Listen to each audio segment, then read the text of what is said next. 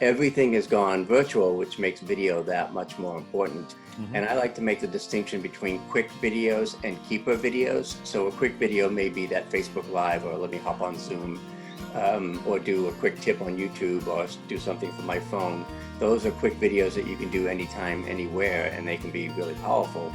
Part of it, I think, is knowing where your audience is. So I think the main thing is, if you can be true to your brand and be authentic, you can decide where that line is of like, okay, at what point do we have to hire somebody to make this look professional?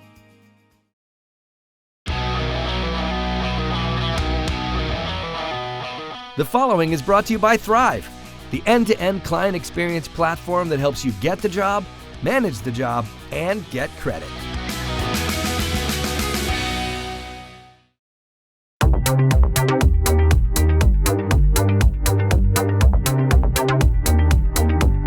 Welcome to Winning on Main Street. I'm Gordon Henry. The American economy is driven by small business, local business people who want to work for themselves and build something successful. And today, we're fortunate to be speaking with Lou Bortone of Lou Bortone Creative. Lou's a video expert, really a consultant and pioneer in the video space, but totally involved with video since YouTube launched in 2005. He calls himself the Godfather of video, and I'm not sure I want to ask why. So how are things, Lou? Good, no complaints. I know it's a little crazy out there, but all good on this end. Good. So you're the Godfather of video, and yet you're up in Portsmouth, New Hampshire. I kind of expected when I heard that you'd be in Bayonne, New Jersey with the Sopranos. I don't know where that came from. It's one of my friends started doing that. I mean, I have the tattoo. So. All right. Real deal. All right. Good. Yeah. Good stuff. So let's just talk about video and what it means for small businesses. We have a listenership that's mostly small business people, and they're interested in any way they can, sort of get ahead, get an edge. So right. just to get started, we're really interested in how small businesses should use video. And, you think online video is like super important. Why is it more important now than, ever before? Well, now that we can't go to events and be person to person as much as we could be 6 months ago, video is really the primary way to connect and engage. I mean, I know, I don't know, but this is my 4th or 5th Zoom meeting today. So everything has gone virtual, which makes video that much more important to connect and engage. I mean, it was important before, but this has sort of really put an emphasis on it. What are the best ways that you recommend for small businesses to engage your audience, at a time like this? Yeah. Oftentimes I'll do, like yesterday, somebody had an issue and I'll just jump on a Zoom real quick and connect with them that way. It's just a little bit more personal and engaging. Facebook Live, I call it a come as you are party, because you can kind of just pop on anytime, anywhere, and do your thing. So it's really, I love it because, I don't particularly like being on camera, but because the bar is relatively low on some of these things now, it's a lot easier to do and really less pressure, especially Facebook Live and live streaming seems to be kind of an anything goes situation at this point. So obviously, probably as much as there is to know about video for small businesses. If I'm a small business person, maybe I'm thinking I should just do this myself. I mean, I have a phone, I have a face, I can point the phone at my face and I can start talking and tell people about what I do. Do you recommend small businesses, do it themselves, or should they definitely go out and hire somebody such as yourself who's an expert? I think I may be shooting myself in the foot here, but I think you can do 80% of it yourself. And I like to make the distinction between quick videos and keeper videos. So a quick video may be that Facebook Live, or let me hop on Zoom, or do a quick tip on YouTube, or do something from my phone. Those are quick videos that you can do anytime, anywhere, and they can be really powerful because they're in the moment. But keeper videos, all right, if I'm going to do a video for my homepage and it's going to have some shelf life and it's going to represent my brand, I'm going to spend more time on that and possibly outsource something like that. Or a speaker reel, anything that's going to have some real shelf life and that's going to represent your brand. Would that include anything I'm going to upload to my website, my small business website?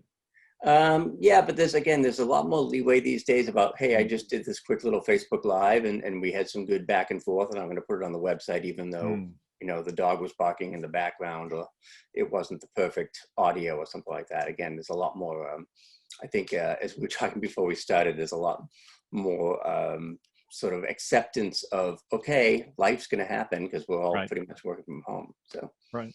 Yep. Yep. So if I'm a small business person, I have a local business of some sort, and I'm gonna, thinking about my marketing budget for the year, how much should I expect to spend on video? You say, Right. okay, some of it I'll do it myself, but some of it I'm going to go hire someone like yourself for Right. a keeper video. What should I Mhm. expect to spend?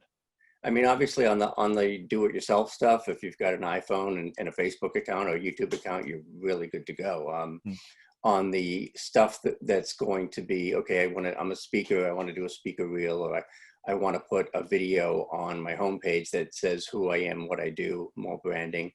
I mean, even those have gotten easier to create. Hmm. Oftentimes I'll have clients send me raw footage of them on Zoom, and then I'll dress it up a little bit in editing. So honestly, these days it used to be sort of this old TV rule of $1,000 a minute, but that doesn't really go anymore. I mean, you can really do a decent 2 or 3 minute video for under $1,000. Okay. Now, one of the great areas of interest to me, because I've been following video Mm-hmm. myself for quite a long time, is the whole area of video SEO and Right. how you can get found or use this as a tool to get found. Mm-hmm. And I mentioned to you one of my favorite videos of all time in the business world goes back to Dollar Shave Club. That was a Right. company Right. that really just had an idea and a dream. Mm-hmm. They were going to make these, competitive, razors, razor blades, that were a low-cost version of what you got in the Right. drugstore. And they shot this crazy video. The CEO was getting wheeled around this warehouse. It was very funny and wacky. And the Mm-hmm. thing absolutely took off. It became, I think, one of the most watched videos. It really launched the company, which eventually I Yeah. think got Yeah. sold to I think to Unilever, one of the big boys. So how do you do something that becomes viral? Is that just impossible now? Is that it can't happen anymore? No, I mean, it takes a little bit of luck. It's kind of like catching lightning in a bottle. There's not a particular formula. It has to be 80% humor and 20% fat. It is honestly just of creativity, and oftentimes it's let's throw stuff against the wall and see what sticks. So that's why occasionally, again, as an introvert, I didn't particularly like being on camera. So one of the early videos I did was I dressed up as Moses and did the 10 Commandments of video, and it was just terrible quality or whatever. But things like that will tend to get you noticed more than just the typical talking head video. So obviously with Dollar Shave Club, it's just a fun idea and well produced. But I wish there was a more set formula, but oftentimes it's a little bit of luck and a little bit of timing. Right. But also So, not being tone deaf. You have to be sort of what's happening in the world. So right. So you use the word, I think, introvert in your marketing. I see you call yourself an introvert. You call yourself an underdog. And I was wondering where that comes from. Is that just who you are growing up, or is there some particular reason that became part of your personality? I mean, it was growing up. And again, I kid about the Godfather thing, but I came from Medford, Massachusetts, which is arguably the mafia capital of New England. So I kept a relatively low profile, but part of it was that, I grew up in the TV business. My dad worked at a TV station, but I was always fascinated with the behind the scenes piece and not the on air and not the being on camera. So part of that just fit into I kind of grew up that way, and I was quiet. I don't want to be on camera. I'd rather do the marketing. I'd rather do the behind the scenes. But along comes YouTube, and you got to put yourself out there. So. Right. But let's talk a little bit about your background in the TV business. You worked out in Los Angeles at, was it E? I worked at E in the very early days of entertainment television. Yeah. Uh-huh. And And how much time did you spend out there? I was in LA for 10 years. Okay. Yeah. And so you were working in the TV business, Yep, and the I big was shots and all the that TV kind of stuff. business and all the, the crazy red carpets and all that kind of thing. And the interesting thing is, like, when I first went to E, and this is going back a ways, you needed a huge edit suite and producers, and it looked like NASA to try to make a 2-minute video. And now it's like, I don't need Avid and all this crazy stuff. I have a phone and an app. So it's come a long way. So if people are thinking of making a TV commercial, they should still expect to go to an agency and use that more high-tech equipment, right? But for more small business online stuff, basically something that wouldn't be expected to go on TV, they don't. Where's the cutoff between low budget and high budget? Right. It's a little bit of a slippery slope. But again, if in fact, some companies were sort of dumbing down their video to look more authentic. So I think the main thing is, if you can be true to your brand and be authentic, you can decide where that line is of like, okay, at what point do we have to hire somebody to make this look professional? And oftentimes it's just like, okay, well, you got to use the right mic, or you got to use the right camera to get a certain thing. Shooting outdoors adds a whole level of complexity. So I would say if anybody wants to, shoot something outdoors, it's like, all right, now you're talking about wind and light and all kinds of things you can't control. So find somebody who knows what they're doing. Right. Now you run a small business yourself, essentially, right? And Yep. I assume you have lots of video out there promoting your own brand, right? Yep. And how do you go about promoting your own brand with video? Do you cut new videos frequently? Do you upload them to YouTube? What do you do about SEO? Yeah, mostly stuff that I do to YouTube, I try to repurpose a lot. Like a lot of folks say, oh my gosh, how do you do all that stuff? It looks like you're everywhere. So, well, I'm not. I'm just putting the same video on YouTube, Facebook, LinkedIn, maybe Instagram. And then again, it's like, oh, I didn't get, I want to go back and tweak this video on YouTube or something like that and change the keywords. So it's really hard to game the system. So it's just a matter of put out good quality, good content that's valuable to your audience, and hopefully put it in a place where they can see it. So oftentimes I get more engagement on Facebook because more of my audience is there and it's less competitive than YouTube. Right. Okay, we're going to take a quick commercial break. Before we go, I want to tell the audience that Lou Bortone, the Godfather of video, will be speaking at Thryv Connect, which is the conference coming up for small business people on November 10th and 11th. And if they want to register for Thryv Connect, that's thryv.com/connect. That's THRYV.com/connect. We'll be right back with more from Lou Bortone.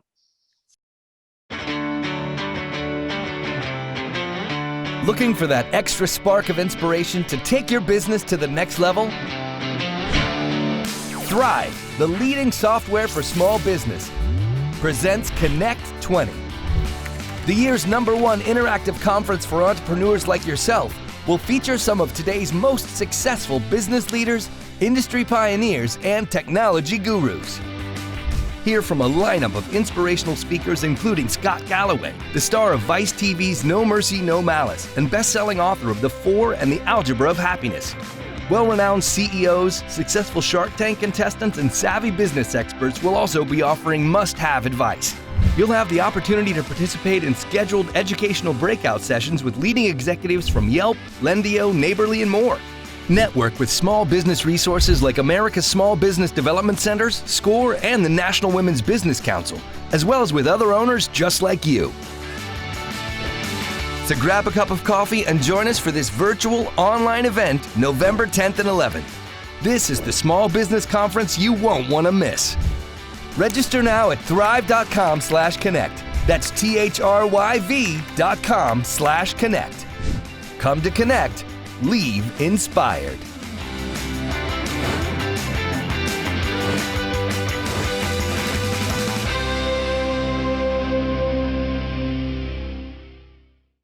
All right, we're back with Lou Bortone, the Godfather of video. And Lou, as we heard, is merged out of a TV career in Los Angeles and now runs online video programs where you can get his services for small businesses all over the country. So Lou, I wanted to talk a little bit more about, I'm a small business. I just want to break into this thing. Yep. Where do I get started? And you talk about 3 easy steps, I think. Tell us about the 3 easy steps. Well, part of it, I think, is knowing where your audience is and meeting them where they're at.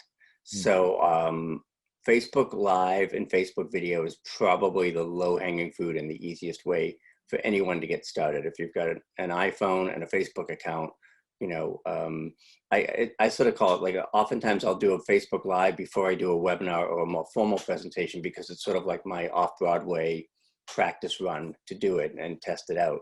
So that gives us an opportunity to sort of see get feedback, see what works, what doesn't work. And then at that point, I'll go and say, okay, I'm gonna put this on LinkedIn where things are a bit more corporate or a bit more serious. And then finally, I'll also post to YouTube, just because you almost have to be there with the size and influence of the channel. Okay. So, as a 3 easy steps, should Mhm. I expect to use the iPhone, put it on YouTube, Yep. and then is there anything you recommend, as we were talking before about sort of making sure that gets found? Is there anything? Yeah, I mean, there's a few things in YouTube where obviously the content is the main driver. I always tell folks sort of sarcastically, if you want more video views, make better videos. So Hmm. what does your audience want, and how can you give it to them? And then don't make the title, just make the title. So what are people searching for? So oftentimes the really good YouTube creators start with search terms and what their audience is looking for, and reverse engineer it. And then rather Hmm. than making a video about what they want to make, they're going to go and find out, oh, everybody's searching about such and such. I'll Interesting. make a video about that. So they sort of reverse engineer it, which is a good way to do it because it's very customer centric. Yeah. Now, as you know, most of our customers are, local service businesses, roofers, plumbers, electricians, guys who Yep. do yard work, professionals, doctors, dentists, lawyers, people like that who use Thryv as a way to manage their business day to day. And Right. video is indeed a part of that. If you're talking to somebody like that and you're thinking about the videos they make, in addition to filming themselves so people can get a sense of just who they are, what they look like, do you recommend they video things like job sites to give people a sense of what jobs look like? If I'm going to remodel my kitchen, what are some of the other remodeling jobs you've done and how they look? Is that something they should do, and how do they do it? Yeah, absolutely. How-to videos are the most popular videos on YouTube, next to sort of the, Lady Gaga music videos. So how-to videos are great. Anything that you're doing like that. I work with a lot of brick and mortars who have now, moved more online. Restaurants, real estate, especially things that were really reliant on in-person kind of stuff. So Mm, now it's like, okay, well, how can I offer those services online? How can I be a resource? How can I provide great information so that I become the go-to and the first choice for folks to come back to? mm, got it. Okay. And I wanted to ask, what are the mistakes you see small businesses in particular doing with video? What are the things they do wrong that you can coach them? Well, really, it's a lot of it's just not getting started, because it's sort of that perfection trap. Oh, I don't look good enough. I'm not going to sound good enough. I don't like my fake background. And so honestly, procrastination is one of the killers. It's just like, look, I think it was doesn't Mark Cuban always say that the good is the enemy, great is the enemy of the good, or Yeah.